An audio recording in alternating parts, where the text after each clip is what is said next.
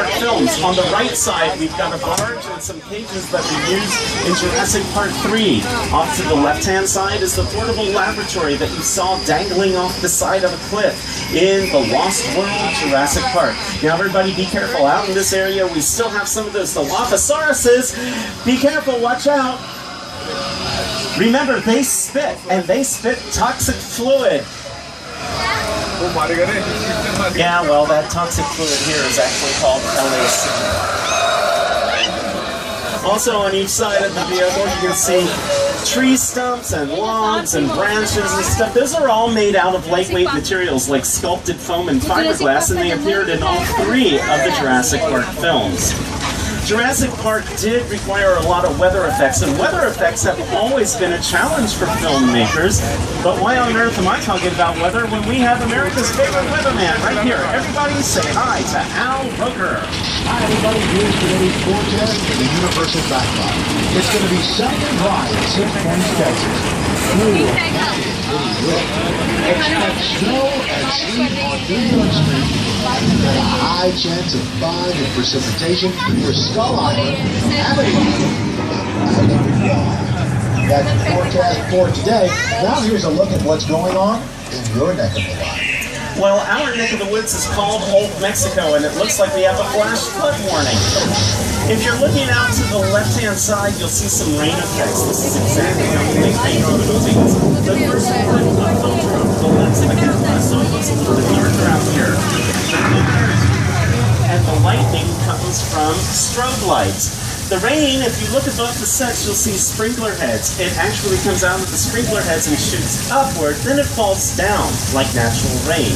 If we get too much rain here in Southern California, it could trigger a disaster like a mudslide or a flash flood.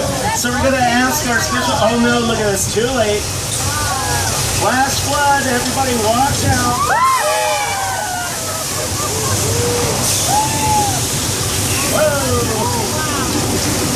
The flash flood effect is created by releasing thousands of gallons of recycled water from tanks at the top of the hill.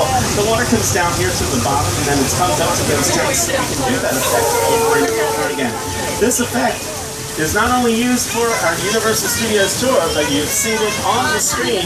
Take a look at your monitors. Here's a scene from Big Fat Liar. You can't outrun the wolf, kid! Yeah, we'll see about that.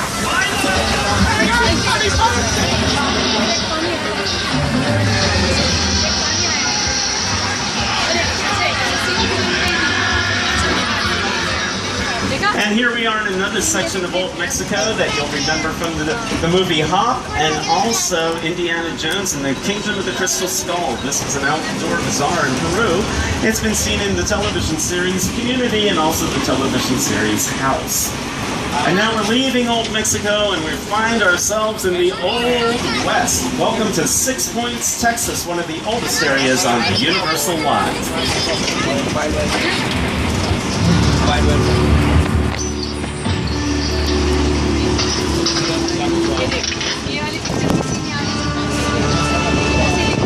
This town ain't big enough for the both of us, Jimmy Fallon. Well, I ain't going anywhere, Jimmy Fallon.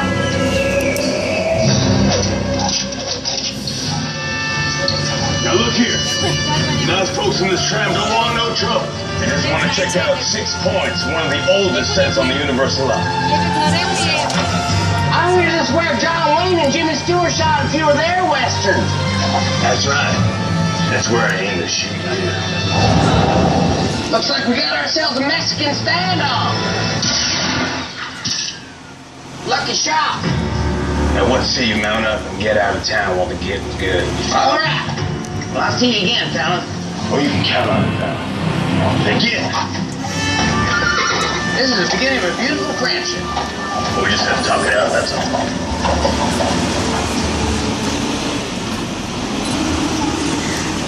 6 Points got its name from the 6 roads that lead into the center section of town, and back in the silent days, we could shoot 6 movies here simultaneously, each one taking place on one of the 6 streets. They were silent films back then, so we didn't worry about sound varying over from one direction to the next.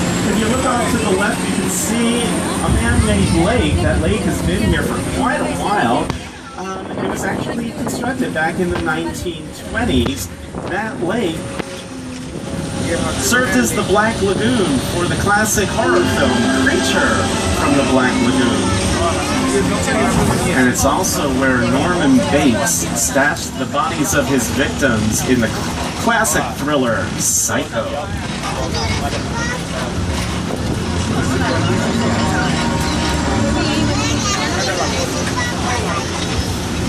If you take a look over here off to the right, you'll see our European sets. This is Little Europe.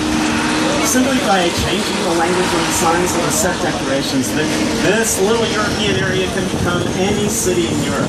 It served as Paris, France, in a television series called Beverly Hills 90210. Also Paris in the film The Muppets.